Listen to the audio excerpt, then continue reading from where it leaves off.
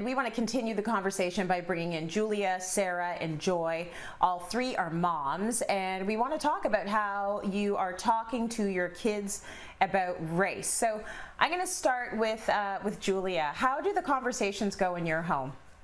You know what, Trace? Right now at home, we're talking a lot about courage. I have teenagers. There was this video that I had seen once, and I've showed it to the kids again, and it's about this high school teacher who's got all these kids lined up on the rope, and they're all going to do this race, and they have this game for a $100 bill. Anyways, it just sort of starts off, the guy says, we're all going to start at the same playing field, but you know what, I'm going to say a few things. If it rings true, you get to go a little bit forward. So just simple little things. You know, are your parents still together? Jump forward. And so it's so well shot because you see all these kids having fun, so focused on what they're doing. Yeah, I get to go ahead, yeah. And then the teacher says, stop and turn around. And that part just, wow. And that hit home with my kids because it's like, you know, raising kids that don't see race or see colors, it's more than that. We need to raise kids that have that courage to look back and be the one that says, hey, hey, hey, I got to change this. So that's what we're talking a lot about right now. Good stuff. Yeah, look back and figure out why actually are they back there and how do I get them forward, right? So that's a good conversation to start having with kids as well. And that's all kinds of privilege. Might be white privilege, might be wealth privilege.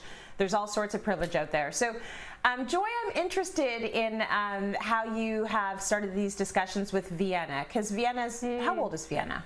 Vienna's 4, but still I think it's important to have these uncomfortable conversations with her.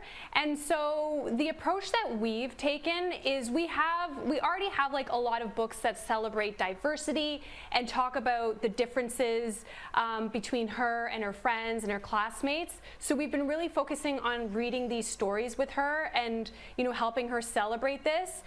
We did also, Sesame Street has also done a great job on, I think, educating kids on racism and diversity. We have done that a little bit, but I don't know if it was quite age appropriate for Vienna because it made her really upset. I think that's okay that she cried, but we're just kind of feeling it out and you know, figuring out like how we can really educate her best. And I keep coming back to books and stories, and that seems to be what she really sort of thrives with.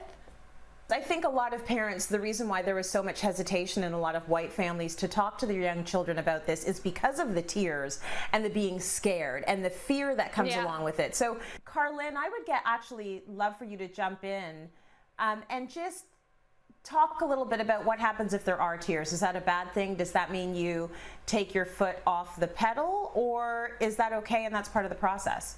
I would say that it's part of the process. It's so important to teach kids how healthy it is to express emotions, and this is where parents also get to model and to reaffirm and to reassure them that it's okay to cry, or like I said, to find different containers for those emotions.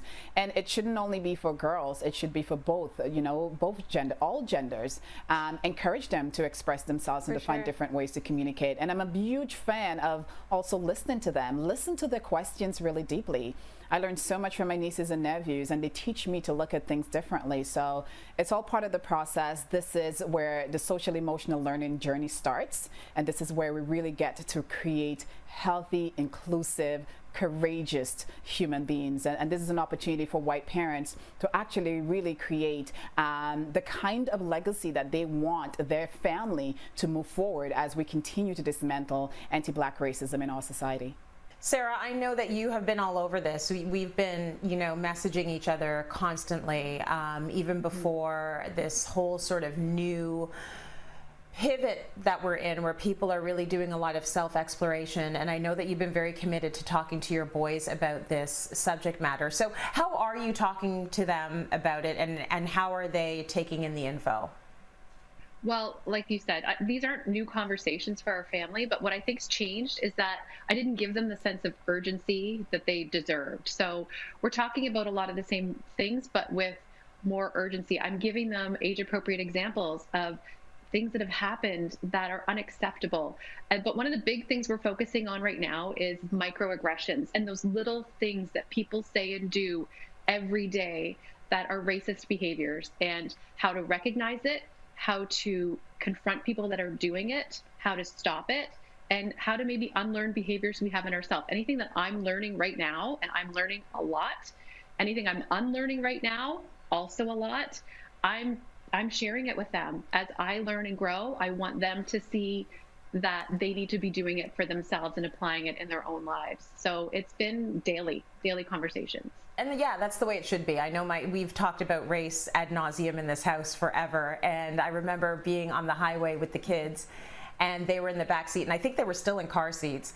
And you know, there are billboards all along the highway, and we talk a lot about media literacy and representation, because that you can start that very young from the books they're reading and their cartoons. And at some point, one of them said from the back seat, "Well, are none of these ads for us?" And I said, "Well, what do you mean?" And they're like, "Well, we have yet to see a brown face or a black face in any of the ads. So does McDonald's not want us to buy there? And does that car company not want us to buy those cars?" And I said, "That's interesting, isn't it? Why do you think we're not seeing our faces anywhere?" And they said, "Well, maybe they don't want us to come to their restaurant." Like I always try and sort of get them to go through the whole process of thought, and then come to maybe some conclusions here about who's being left out of the equation and why they're being left out of the equation, and what we're going to do to maybe try and fix that when we have the opportunity to do it. So it's a conversation that you can start with your babies, because this is the world we're living in. So thanks everyone for chiming in.